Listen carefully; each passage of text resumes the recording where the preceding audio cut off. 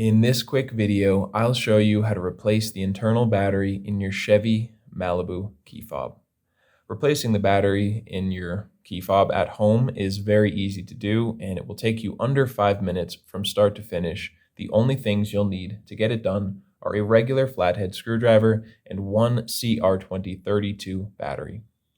If you don't have one of these batteries lying around, or you're maybe not sure where to get one, you can go check out the link in the description. That link will take you over to Amazon, where you can get this particular battery for just a few dollars. First step in opening this thing up is finding the little opening on the bottom right of your device. So it's right next to where the keyring attaches. There's a little slot right along the seam. We're going to take our flathead, insert it into that area, and just wiggle it in there.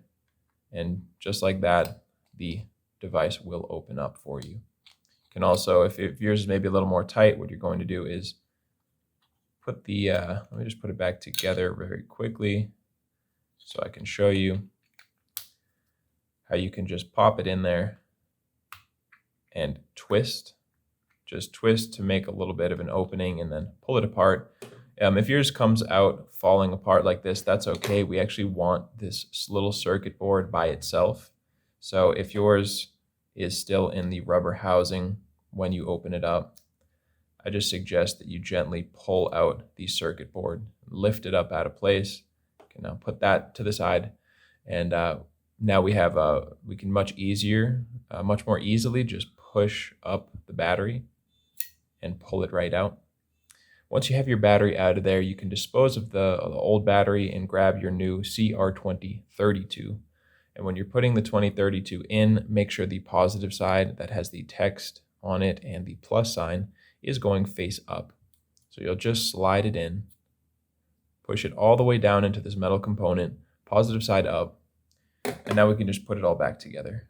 So take the front of your device that has this little rubber part and just drop the circuit board in there, battery facing up. And all we need to do now is line up the back section of plastic and snap it back on there. And with that, you are finished and good to go. So I hope you found that easy enough, and I hope it helped you out. If it did, you can let me know in the comments or by giving this video a like. And if you ever need help with another one of your key fobs, you can come back to this channel, because we've got you covered with videos for pretty much every device from every make or model out there.